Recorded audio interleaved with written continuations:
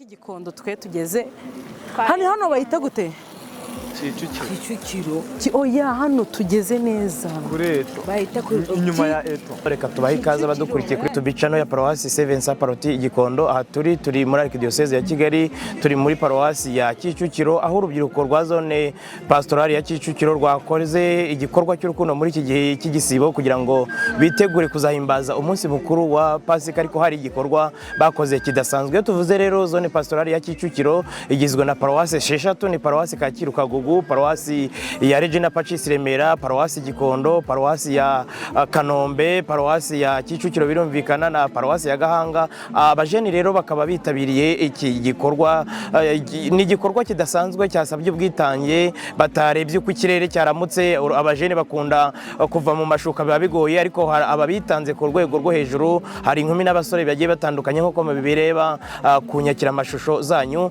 Bakoze rero igikorwa navuga ngo kindashyikirwa. Ubwo mukanya rero karibuze turaza kuganira nabo batubwire ese iki gikorwa bagikora gute kugira ngo bumve ko batubwire imvamutima n'ibyishimo kibatera mu gihe bitegura guhimbaza umunsi mukuru wa Pasika ya Nyagasani. Ni nako kandi tuza kuganira n'abapadiri Omoniye nabo babaherekeje bari hano birumvikana, tukaganira n'abajene bahagarariye abandi ndetse n'abandi muri rusange kugira ngo bagire byinshi badutangarize. Amazina nitwa Twizere Pacifique, ndi kumwe na mugenzi wanjye Werakeza Ornella.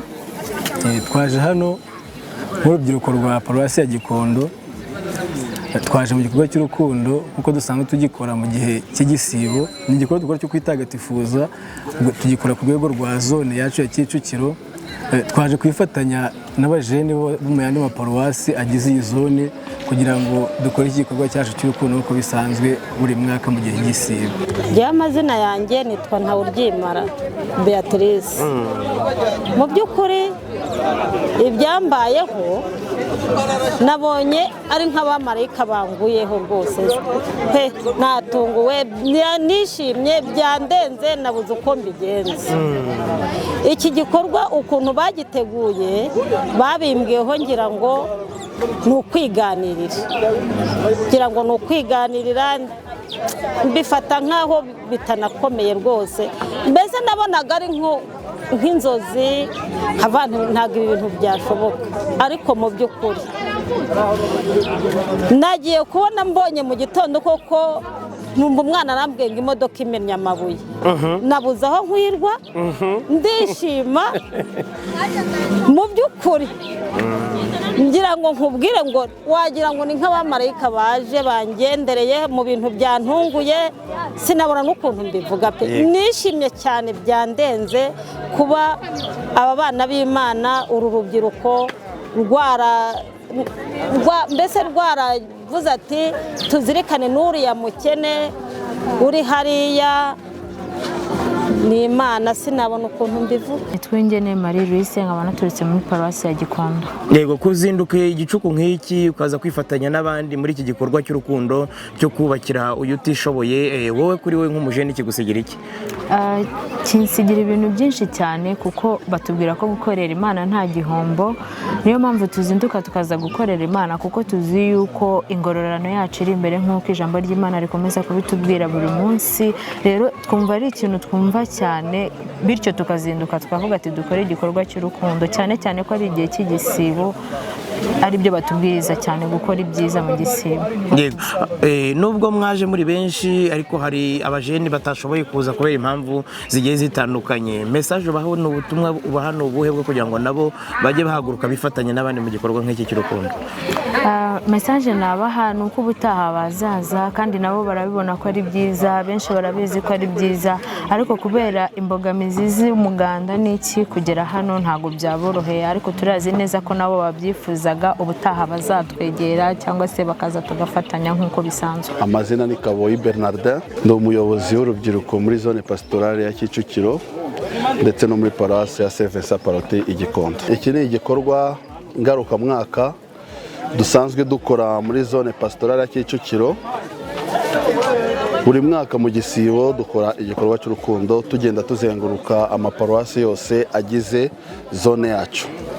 Umwaka ushize muri uku kwezi mu gisibo muri aya matariki twari turi muri Paroisse ya Seven Saparoti Gikondo, naho twakoze igikorwa nk'iki ngiki. Uyu mwaka rero ni paruwasi ya Kicukiro yari itahiwe. Paruwasi ya Kicukiro nabo batweretse umushinga wabo ko ari uwo kubaka, turaza turahasura tubona ko ari igikorwa twakora, kandi nubwo byari bigoranye kubw'ubushobozi, ariko hamwe n'Imana uyu munsi igikorwa tukirimo. Nitwa Cyubahiro Eugene, ndi umuhuzabikorwa w'ibikorwa bya Caritas muri paruwase ya Kicukiro. Uyu munsi abajene nibo baje, tuvuga ko amajene aribo mizero ya Kiliziya y'ejo hazaza. Kuba muri kumwe nabo, nubwo uri ushinzwe uruhande rumwe uvuga nk'umuntu wo muri Caritas, ariko no kuba uri mukuru ufite inararibonye, ubona urubyiruko nk'urwo ruri muri iki gikorwa, ni iki cyagukoze ku mutima? Icyankoze ku mutima ni ukuntu urubyiruko rwibwiriza rukurikije ivanjiri iduhamagarira kumenya abaciye bugufi, kumenya abakene. Izo mbaraga bahagurukanye nizo zankoze ku mutima, kugira ngo natwe nk'abakuru tubahe ubunararibonye, tubatera ingabo mu bitugu, hanyuma twifatanye cyane cyane muri iki gihe turimo cy'igisibo, aho duhamagarirwa kuba hafi y'abakene, abaciye bugufi. Yego, ni urubyiruko rwa Kiliziya Gatolika muri zone pastorale ya Kicukiro. Wowe wari usanzwe se mu muryango remezo wifatanya n'abandi cyangwa? Yewe mu muryango remezo nifatanya n'abandi. Ndi umubyeyi w'imbyaro 9, hakaba hahagaze abana 8. Yego. Ariko bamwe na bamwe ntago tubana nabo. Papa wabo nawe yitabye Imana kuri Noheli. Ubwo rero abo bana ni abakobwa gusa, bamwe bagiye mu zabo, sigaranye n'abandi 4. Yego. Abo 4 nsigaranye nabo ni abanyeshuri. Mu by'ukuri igikorwa kimbayeho nta n'ahandi cyari kuzava uretse ku Mana yonyine. Yego. Ntaho nkibona kuko amaboko yanjye ntayo.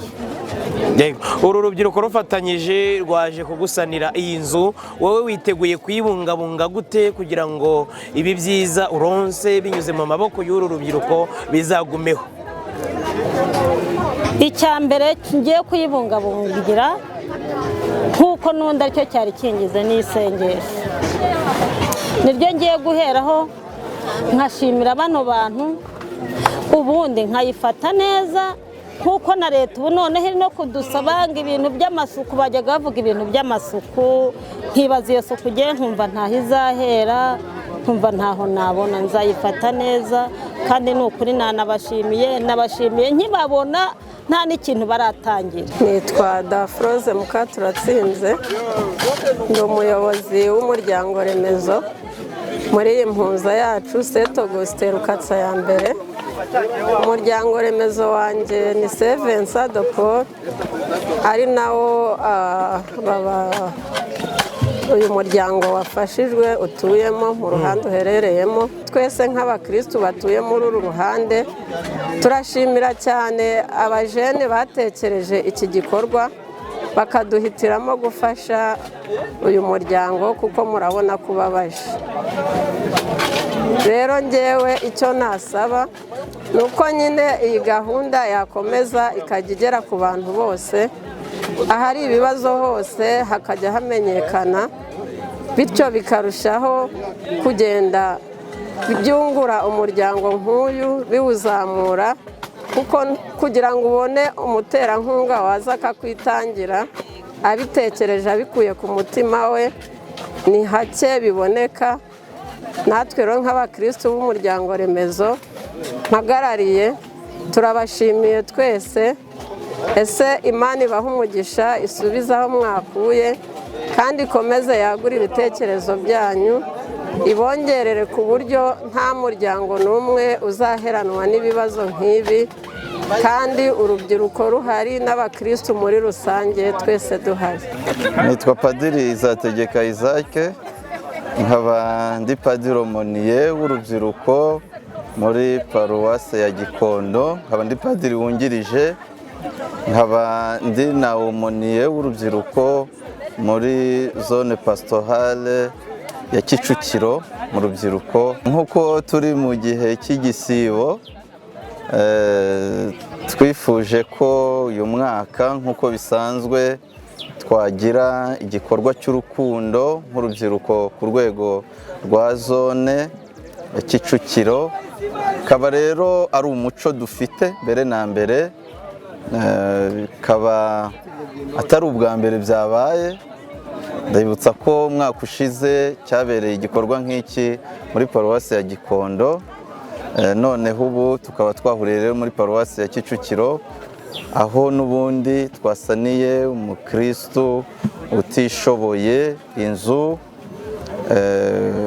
Kuba rero ari umuco tudakoze bwa mbere, biba kubikoramo ubukangurambaga binyura mu maparuwase, aho abawomoniye bagira uruhare rukomeye mu kumvikanisha agaciro k'iki gikorwa, aho tuba duhamagariwe kwitagatifuza, ariko nk'urubyiruko imbaraga za kiliziya tugakora rero igikorwa nk'icyo ngicyo, twitoza uwo muco mwiza wo gufasha abavandimwe bari mu bibazo binyuranye. Bikaba rero bitagorana cyane kubera ko ari umuco dusanganywe muri zone yacu. Nyakubahwa Padiri, paruwasi esheshatu ni paruwasi zitari nkeya, ariko urubyiruko rwo twarubonye babyumvise, ariko si bose. Ubwo rubyiruko turumva igikorwa nk'iki ngiki, mubaha butumwa ki? Icyo twabahaho nk'ubutumwa ni uko twashyira hamwe, abishyize hamwe ngo nta kibananira, kandi twese inzira ni imwe, turagana ijuru. Turahamagarirwa twese rero buri wese gushyiraho itafari rye kugira ngo twubake ingoma ya Kristo mu bantu. Abo rero batarabyumva neza, tukaba twabaha ubwo butumwa bw'uko twashyira hamwe nka zone, ariko mbere na mbere ubutumwa bukabanza kubakika mu maparuwase yacu, kuko iyo bwubakitse mu maparuwase yacu kubyumvikanisha muri zone birihuta rwose. Ni ubuhamya dufite, bikagenda neza. Yego. Padiri, dusoza, iki gikorwa kibaye mbere y'uko twinjira mu cyumweru gitagatifu. Icyo cyumweru gitagatifu nacyo kitujyana ku munsi mukuru wa Pasika. Urubyiruko rukomeze rwitegure Pasika ya Nyagasani gute? Nk'uko igisibo tubyibukiranya, igisibo aba ari umwanya wo kwigomwa, kwihana no kongera igihe cyo gusenga. Ndumva ntajya kure y'izo piliye ziduherekeza mu gihe cy'igisibo. Urubyiruko rero dukomeze cyane cyane dusabe penetensiya, cyane ko urubyiruko bikunda kubaho ko batuvugaho ko gusaba penetensiya ari 1%, kandi ari isakaramentu mu by'ukuri riduhuza na Nyagasani, rikaduhuza n'Imana. Ubwo twikosora mu migirire yacu, mu mibanire yacu na bagenzi bacu, ndumva ari icyo ngicyo nashishikaza. Ubundi rero tukitegura Pasika nk'umunsi mukuru ukomeye muri kiliziya, kuko Pawulo atubwira neza ko niba Kristo atarazutse, kwemera kwacu kwaba ari amanjwe rwose. Tukawitegura mu byishimo, ariko mbere na mbere ubanzirizwa n'uwa gatanu mutagatifu. Tukaba duhamagariwe rero kuzaba muri iriya minsi nyabutatu n'umutima wacu wose n'imbaraga zacu zose, tugaragaza koko ubuyoboke, kwisubiraho n'umwiteguro ushimishije, kugira ngo tuzabashe guhimbaza Pasika koko ya Nyagasani tubikuye ku mutima. Murakoze Padiri. Murakoze nawe.